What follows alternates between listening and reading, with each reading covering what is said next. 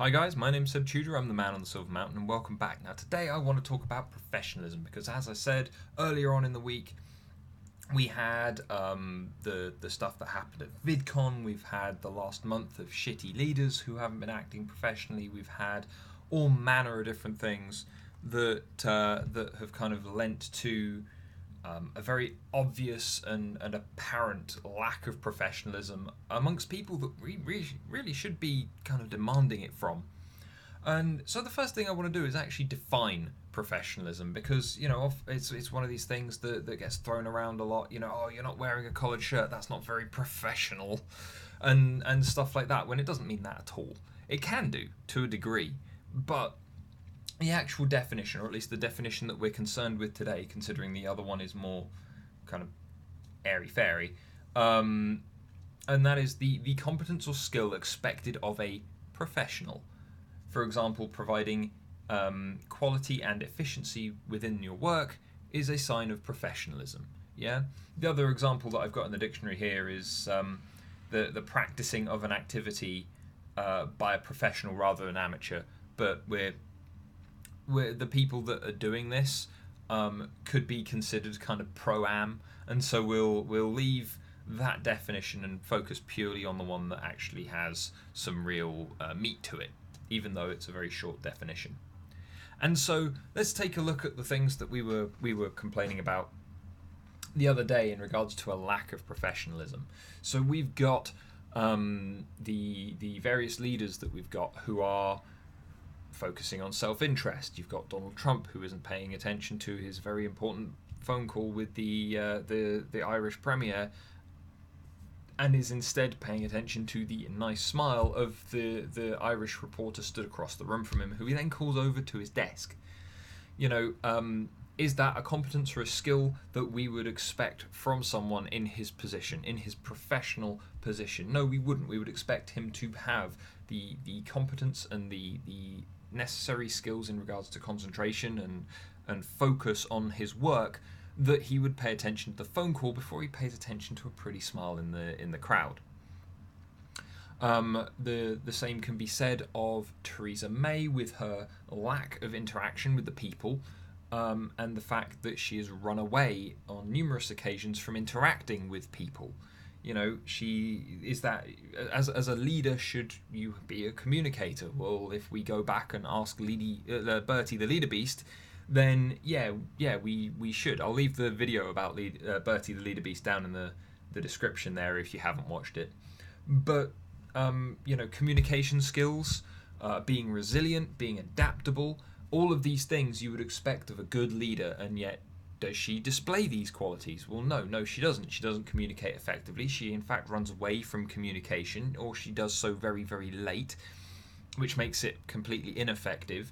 She's not particularly adaptable or resilient, and so as a result, no, she's in no way being professional, because she lacks the skills and competencies that we would expect of someone in her professional position, as it is her job.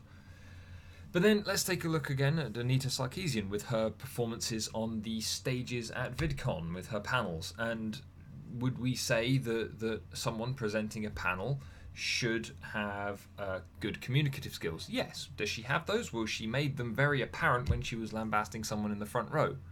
Oh, right, but if someone stood on a panel and is presenting to a very large crowd of mixed individuals from all over the place, then should she be judging those people who have come to listen to her? Probably not. But also, more importantly, should she be able to ignore those individuals and continue with her presentation? Yes. Did she do that? No.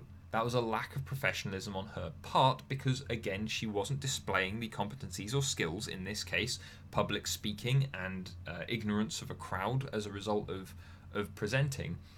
She didn't display those skills, and as a result, we can quite happily say that she, due to her emotional instability and the fact that she was putting things across to this crowd in a way that allowed her to direct attacks during the part of the presentation at one specific individual, she doesn't have the skills and competencies that we would expect of someone who presents for a living. as she does. Furthermore, then would we take into account the handling of that situation by the people who were running the event as professional? Well, the competencies and skills of someone who is managing such an event would suggest that they would have their policies and then they would stick to them, and they would have to very much reinforce what they are saying based around their policy decisions and the way that they are running the event. And as someone who has run events, then yes, I can say very much so that this is a thing that should be done. And yet, here is the thing. They didn't do it. And this is something that I see around an awful lot of events that are for pro to amateur individuals, but also that are much more hobby-based or much more interest-based, because they are... The policies may very well be put in place, but then they aren't adhered to because everyone knows each other. If they don't know each other, then they just don't care to enforce it because it's easier not to, because people are afraid of confrontation, because they don't want the bad press, because whatever other reason. However, as said, with management and leadership, you are leading that event, you are managing that event. The sets of qualities that you should have, the skills and competencies that you should have, are all very much the same. In which case, were you resilient? No, you're afraid of what's going on around you. Are you aware? No, you weren't, because you didn't think that this would be an issue to begin with, apparently. Did you stand by your policies? Were you organised and steadfast enough to actually have that conversation, stand by your policies, and eject the person who caused the problem? And by that I mean the person who was stood on stage who attacked one of your paying customers. No, you didn't. You know, there's a difference between standing by your staff and allowing a member of staff to kind of attack a customer. They are two very different things. And so, you know, here are we seeing that this situation and the situations arising from it were managed in a professional and competent manner? Well, no, we weren't, because, as said, there wasn't the resilience there on their part to take whatever press came from it. They didn't deal with it as per their own guidelines, you know, and so as a result, was it a competent and professional way of dealing with these things? No, it wasn't. In which case, how do we be professional? Yeah, because professional, depending on where you are and what you're doing, can mean all manner of things. I took the example of wearing a collared shirt as a professional thing to do, but obviously if you then took a look at all of the people at, I don't know, Google who are sat there in jeans and t-shirts, you know, then there's a good chance that the dress code doesn't play into how professional you are or aren't. The answer to this kind of comes down to the culture of the environment that you're going into. Yeah, for instance, if Anita was doing stand-up comedy and she decided to take on a heckler or pick someone out of the crowd, then there wouldn't be, I mean, depending on what she said, there wouldn't necessarily have been as much of a backlash against her for doing so, because that's a thing that is more accepted as a professional thing that full-time comedians will do. They will tackle hecklers, they will pick people out of the crowd to interact with them as part of the comedy. You were giving a very straightforward presentation with a Q&A. You didn't deal with the crowd in a professional manner as someone presenting. You had a completely clear platform to do whatever you wanted, and you chose to attack your audience. And then also in regards to the couple of videos going around where she kind of brushed off and asked people to be removed from the question lines when they asked a question that she just wasn't comfortable with, because apparently she's not resilient enough to stand in front of that number of people and be challenged. Again, lacking that professional quality of resilience and that personal quality, that quality that kind of holds in with personal strength, which again, if, as what she said in the cyberbullying panel is true, and she wants people to fight, to generate this community to then go and tackle this problem and fight it, which again I'm more inclined to agree with Boogie and the things that he said around conversation and love and care rather than just attacking. But you know, in that situation, if you're going to have that fight, then fair enough, you're going to need to be strong, right? But resilience is a big part of personal strength. Again, I'll leave the my series on personal strength, the playlist. I'll leave the link down in the description there for those who haven't seen it. And so, you know, again, going back to this actual question though, how do we end up being professional? Well, that's pretty simple. Know your job. Know your job and do it to the best of your ability. Yeah? Go in, take it seriously. Doesn't matter about anyone else. You're only concerned about you and your performance. Yeah? Let's say you want to leave your job. Great. In which case, you put in your resignation, you do your time up until your resignation date, regardless of how shit the job is, how badly you've been treated, whatever else. You make sure that your personal integrity, your personal pride in yourself and what you're doing stands clear head and shoulders above everyone else. Even though I didn't need to in previous jobs where I have handed in my resignation, with the possible exception of one.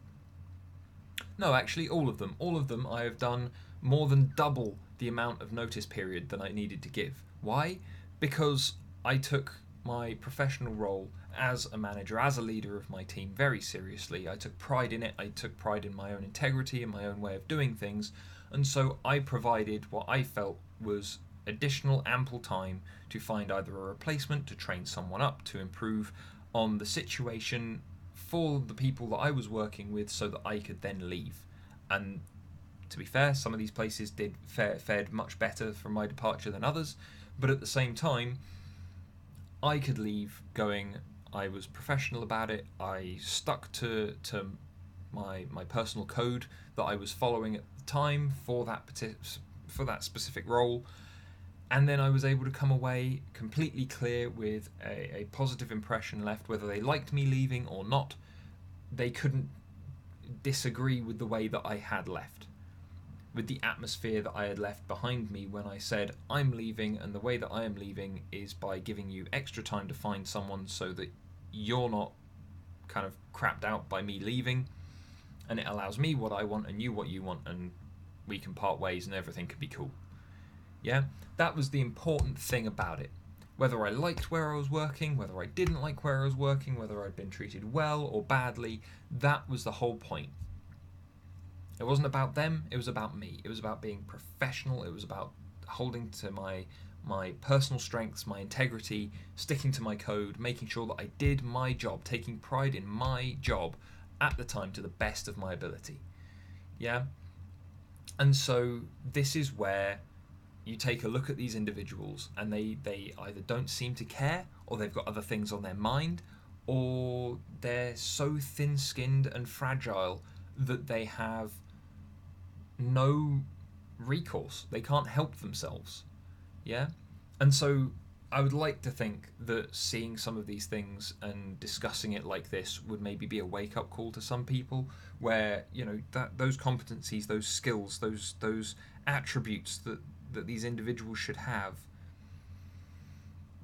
you know, they're not they're not very clearly defined all the time, but a lot of the time they're kind of obvious just due to the number of people that you see doing that job, number of people that you see presenting to an audience, the number of people you see in leadership and management. Yeah, some of them do absolutely terrible jobs, some of them do very mediocre jobs, some of them do absolutely amazing jobs. Yeah, but in life you can see the differences pretty clearly just on a first interaction with them in that situation. Yeah, a manager that instantly goes and starts shouting at his staff is probably not a great manager. A manager who doesn't follow the rules is probably not a great manager. A manager who supports double standards is probably not a great manager. Yeah? A presenter who goes straight after people in the audience is probably not a great presenter. A presenter who won't answer questions asked by their audience is probably not a great presenter. A presenter who won't engage with their audience and actually engage in the conversation isn't likely to be a great presenter, because they are purely interested in the sound of their own voice and not the messages that are coming and going, because they don't either care or they don't seem to realise that learning and development and growth come from a two-way interaction, not from a one-way thing. But anyway, guys, tell me what you guys think. Professionalism. Where do you feel the lines should be drawn? Do you feel that maybe I'm being a bit harsh and my standards for professionalism are too high, or do you think they're not high enough? Let me know. Otherwise, though, thank you very much for watching, guys, and I'll see you in the video tomorrow. Take care. Thank you very much for watching, guys. If you enjoyed this video or found it interesting, then please like, share, and subscribe for more. And I'll see you in the video tomorrow. Take care.